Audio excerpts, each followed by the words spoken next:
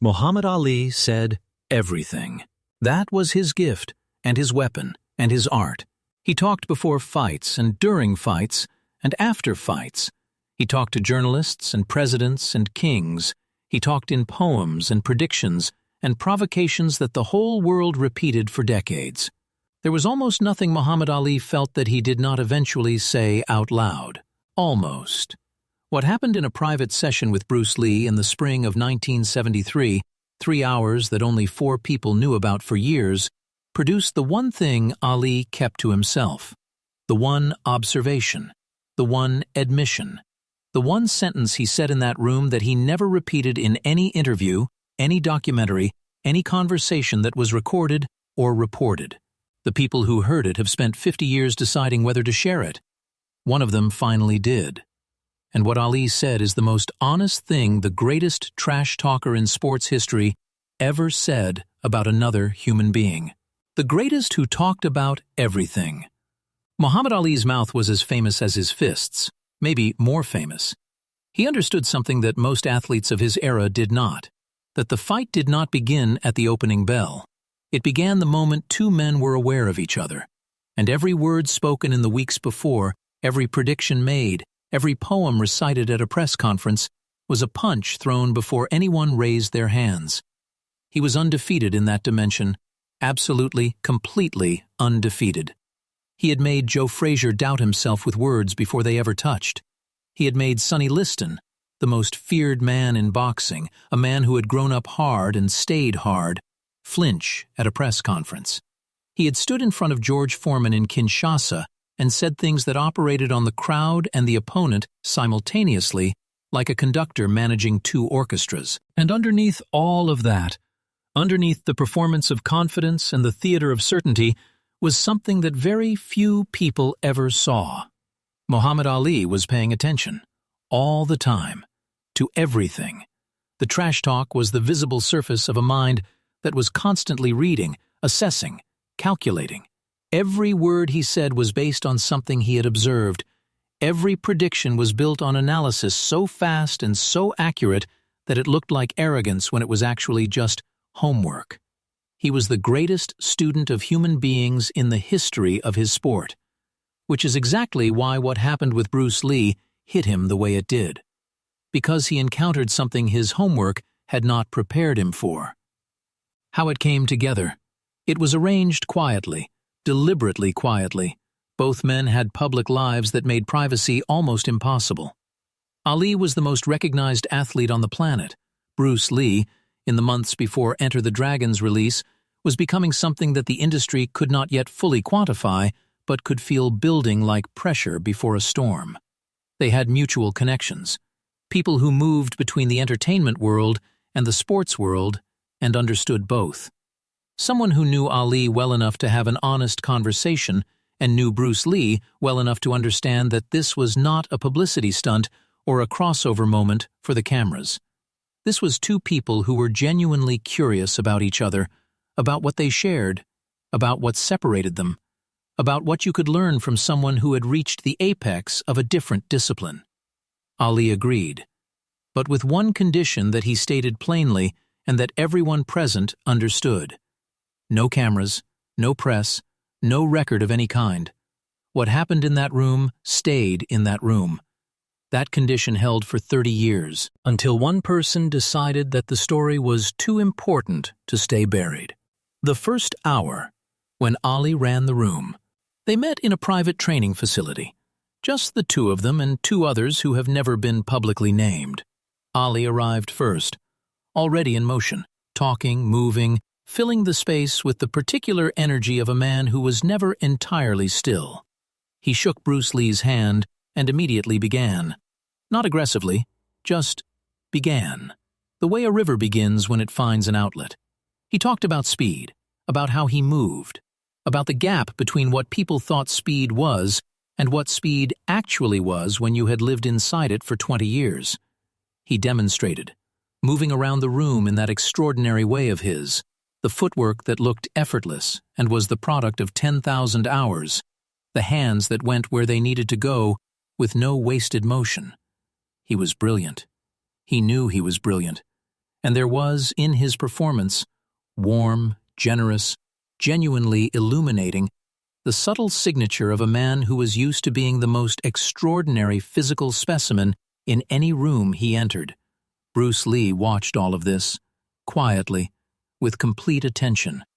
Not performing attention, the real thing. Ali talked for 30 minutes, about combinations, about distance management, about the psychological architecture of making an opponent believe you were somewhere you weren't. Then he stopped, looked at Bruce Lee, said, "Your turn," and the room changed. If you love Bruce Lee stories, subscribe. I post rare stories every day. What happened when Bruce Lee moved? Bruce Lee stood up, without ceremony, without building to it, and moved. Now, Muhammad Ali had seen fast. He had been the fastest heavyweight in the history of the sport for the better part of a decade. He knew fast from the inside. He had lived at speeds that made other men look like they were moving through water. What he watched for the next 5 minutes reorganized his understanding of the word. Not because Bruce Lee was faster than Ali in the boxing sense. The comparison doesn't translate directly. Different distances, different body mechanics, different purposes. That is not the point, and Ali was too intelligent to make it the point. The point was something else, something more specific. Something that Ali, who had words for everything, found himself reaching for and not quite finding. He said later to one of the 2 people present, "I have been the fastest thing in any room I've been in since I was 17 years old.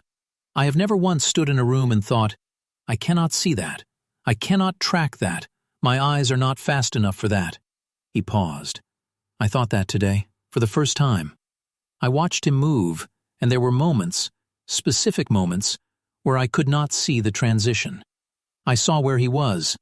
I saw where he ended up. I did not see the between. He looked at his hands. I have very fast hands. I have very fast eyes, and I could not see the between. The question Ali asked that surprised everyone. After Bruce Lee stopped moving, Ali was quiet for longer than anyone present had ever seen him quiet. Not uncomfortable quiet. Not the quiet of a man who had been defeated or diminished. The quiet of a man who was genuinely thinking, who had encountered something that required real processing and was giving it the full attention it deserved. Then he asked something, and the people in that room said they knew immediately that something significant was happening because of how Ali asked it. He asked without any performance, without any theater, without the rhetorical architecture he usually built around questions. He just asked, "How do you do that? The between, the part I can't see. What is actually happening there?" Bruce Lee sat down across from him, looked at him for a moment, then said, "There is no between. That is the answer. You are looking for the transition because you assume there is one. There isn't. The position and the next position are not connected by a movement. They are the same movement expressed at different moments." Ali frowned, trying to follow. Bruce Lee said, "You move fast, extraordinarily fast, but you still move from A to B. The decision exists before the movement. There is a moment, very small, smaller than anything anyone can see in a fight, where you have decided and are beginning. I have trained until that moment does not exist. The decision and the arrival are the same event." Ali was still for a long time, then said, "That is not something you train. That is something you become." Bruce Lee said, "Yes." Ali nodded slowly, said, "And how long does that take?" Bruce Lee said, "As long as it takes to stop trying to become it." The middle of the session, 2 masters teaching each other. What followed was unlike anything the 2 witnesses had expected or prepared for. It was not a comparison, not a competition, not the kind of exchange where each person is waiting for their turn to demonstrate superiority. It was a genuine conversation between 2 people who had each reached the furthest point their discipline could take them, and were now standing at the edge of what they knew, looking at what came next. Ali talked about the psychological dimension, the internal conversation that happened in the ring, the specific mental moves he made, the feints that existed inside his own mind before they existed in his body, the way he constructed an opponent's picture of him and then destroyed it at the moment of maximum advantage. Bruce Lee listened with the hunger of someone encountering a territory he had studied from the outside and was now hearing described from inside. He said, "You are describing two levels simultaneously, the body and the mind, and they are completely coordinated." Ali said, "Always. If they are not coordinated, I lose. It has happened. The fights I lost or almost lost. There was a moment of disconnection. Mind went one way. Body hadn't gotten the message." Bruce Lee said, "I work to eliminate the distinction, so there is no message to send. They are the same system." Ali thought about this for a long time, then said, "That sounds like something a monk does, not a fighter." Bruce Lee said, "What is the difference?" Ali opened his mouth, closed it, thought, then laughed. The real laugh, the one that came from somewhere genuine rather than somewhere performed. Said, "I don't know. I genuinely don't know. And I have an answer for everything." The moment everything went quiet. Near the end of the session, something happened that neither witness ever fully explained. They just described the result. Ali asked Bruce Lee to move again. Not a demonstration this time, just move, in the space, without any specific purpose. Bruce Lee moved, and Ali watched with a quality of attention that one of the witnesses described as the most complete attention they had ever seen from any human being. Ali, who was himself one of the most attentive people they had known, watching Bruce Lee with everything he had, every piece of observation and analysis and pattern recognition that 20 years of elite competition had built. It lasted maybe 2 minutes. Then Ali sat down, slowly, in the specific way people sit down when their body has made a decision before their mind has finished processing. The room was completely quiet. Ali looked at his hands for a moment, then looked up, said nothing for 30 seconds, then said the sentence, the one that nobody present ever heard him say again, the one that was held for 30 years before one person decided it was too important to stay private. The climax. The sentence Muhammad Ali never repeated. He said, "If I had what he has, I would have been unbeatable. Not better, unbeatable. Not greatest." He called himself the greatest constantly, to everyone, in every situation. That word was practically his name. This word was different. Unbeatable. Said quietly, said without theater, said to no one in particular the way you say something that is arriving from somewhere deep and honest, rather than somewhere constructed and presented. The room held the word for a moment. Then one of the witnesses, not wanting to let the moment close without understanding it, asked Ali what he meant, what the difference was between greatest and unbeatable. Ali thought for a moment, then said, "Greatest is the best of what exists. What he has is something before what exists. It is not inside the game. It is underneath the game.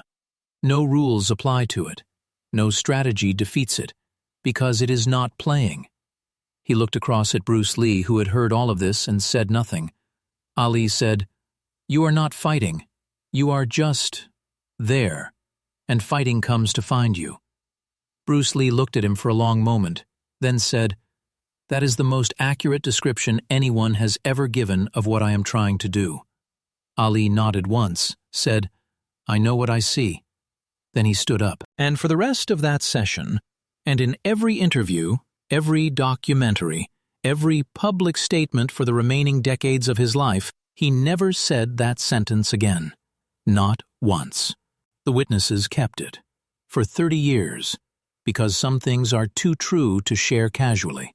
If you love Bruce Lee stories, subscribe. I post rare stories every day. What the session left behind. The session ended without ceremony. 2 men shaking hands. The specific kind of handshake that happens between people who have exchanged something real and rare and know they will probably not encounter it again. Ali left first. He was quiet in the car. His driver, who had been with him for years and knew his moods with the accuracy of long proximity, said he had never seen Ali quiet after a training session. After fights, sometimes, never after training. He asked if everything was all right. Ali said, Better than all right? I just met the only person I've ever trained with who made me feel like a student. The driver processed that. Ali said, "Do you know how long it has been since I felt like a student? Since someone showed me something I didn't already know I was missing?" He looked out the window. It is a gift, even when it is uncomfortable, especially when it is uncomfortable. He didn't say anything else about it that day, or the next day, or the day after. But the people who knew him well said something shifted in the months that followed. Something in the quality of his attention, in the willingness to sit with a question longer before answering it, in the small pauses that appeared in his thinking that had not been there before. Not a transformation, a refinement. The specific refinement of a man who had encountered something true and was quietly incorporating it. The moral hit. Greatest versus unbeatable. Muhammad Ali was the greatest, by his own declaration and by the judgment of the sport and by the verdict of history. He spent his career operating inside the game, better than anyone else inside the game, using every rule, every strategy, every psychological lever that the game provided, with extraordinary intelligence and extraordinary will. And in 3 hours with Bruce Lee, he glimpsed something outside the game, something that did not operate within the rules because it predated the rules, something that simply was what it was, completely, without performance, without the elaborate architecture of greatness, and let everything else come to it. Greatest is the pinnacle of a system. Unbeatable is what exists before the system. Most of us spend our lives trying to be greatest, trying to be the best version of ourselves within the game we are playing, working harder, getting smarter, accumulating more skill and more knowledge and more capability inside the existing framework. Bruce Lee had gone somewhere else, not better at the game, outside the game, to the place where the game came from, where the rules had not yet formed, where the only thing present was pure, undivided, complete human capability, with nothing extra on top and nothing missing from underneath. Muhammad Ali recognized it immediately, with the specific recognition of someone who has mastered a system and can therefore see, more clearly than anyone who hasn't mastered it, exactly what lies beyond. He said, "Unbeatable," and then kept it to himself for the rest of his life, because some truths are too complete to share in the contexts where sharing usually happens.